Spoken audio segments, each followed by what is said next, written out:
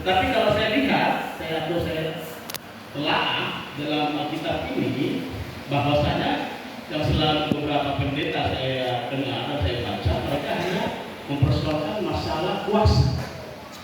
Masalah kuasa, kuasa apa? Itu selalu yang mereka angkat sebagai topik daripada Injil Lukas pasal 20 tadi, yaitu ayat pertama. Saya selalu baca sampai ayat ke-8 karena supaya kita lebih mengerti apa tujuan dan makna daripada firman itu. Saudara-saudara, coba kita angkat suatu cerita.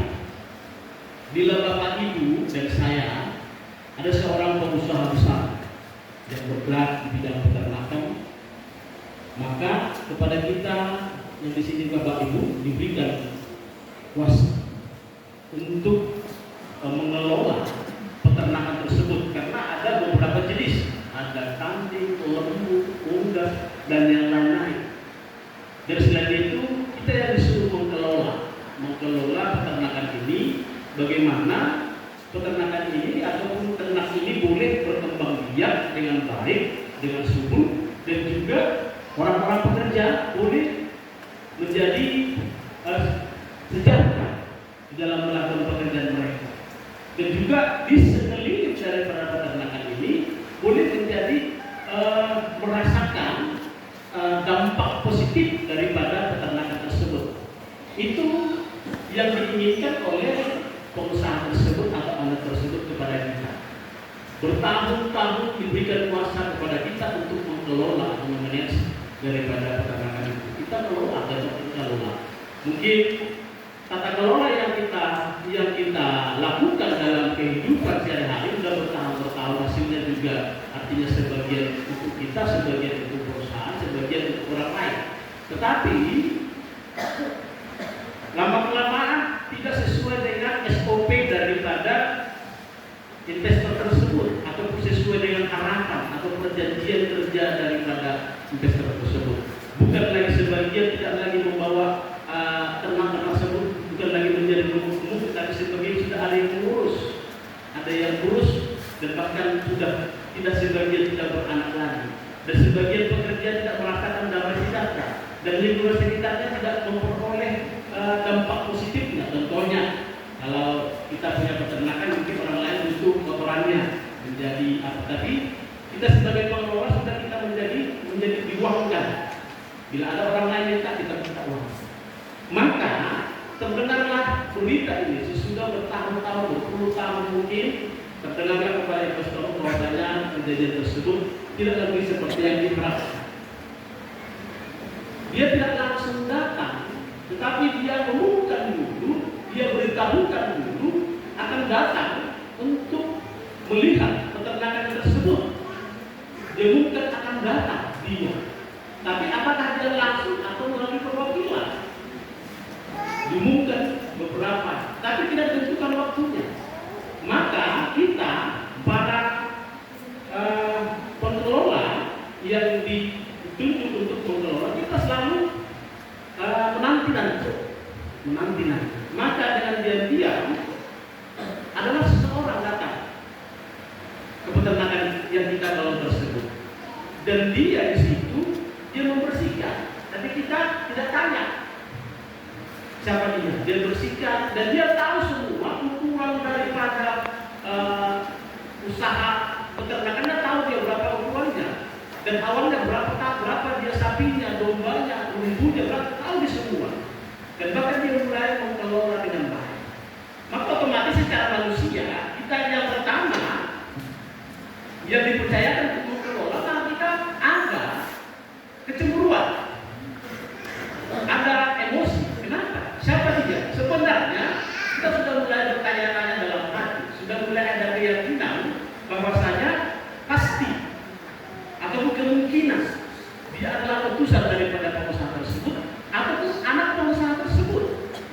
Tapi sudah ada dalam benak pikiran kita, karena kita tahu dari cerita orang, bahkan luas tanah itu pun dia tahu, bahkan jenis-jenis ternak di situ pun dia tahu, bahkan orang pekerja di situ pun dia tahu.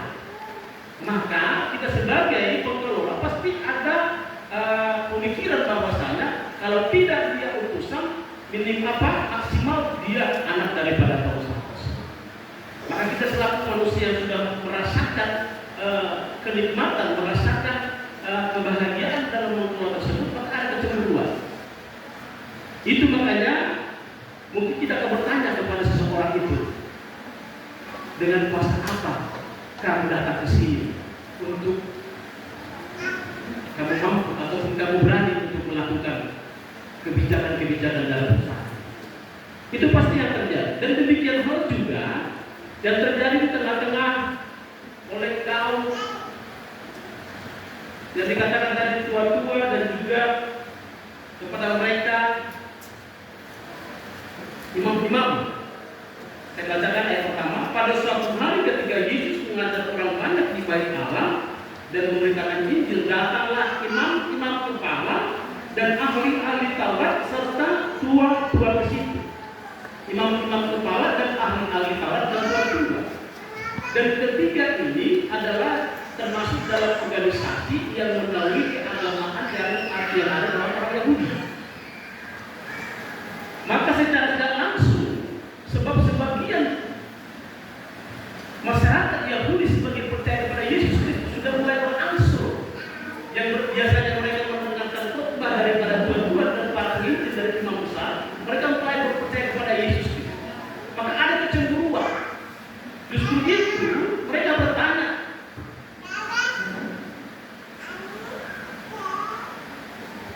seperti ayat yang kedua, dan mereka berkata kepada Yesus, katakanlah kepada kami dengan kuasa manakah engkau melakukan hal-hal itu, dan siapakah yang memberikan kuasa itu kepadamu? Mereka bertanya, dari mana asalnya dan dari siapa kuasa itu dia dapat melakukan. Sebenarnya mereka bukan tidak tahu atau tidak mendengarkan mujizat-mujizat yang Yesus lakukan. Dan juga sudah mereka mendengarkan sebelumnya di pasal yang ke-19 itu, bahwasanya Yesus pernah menyucikan bait Allah itu karena dibuat menjadi tempat perdagangan dan melakukan hal-hal yang lain. Mereka sudah tahu benar bahwasanya Yesus punya kuasa, tetapi mereka karena ingin, mereka tidak menginginkan posisi mereka tergeser, maka mereka mencoba untuk mencari kesalahan. Mereka coba mencari celah bagaimana untuk menangkap Yesus, bagaimana untuk menjerumuskan Yesus agar posisi mereka aman. Inilah yang terjadi.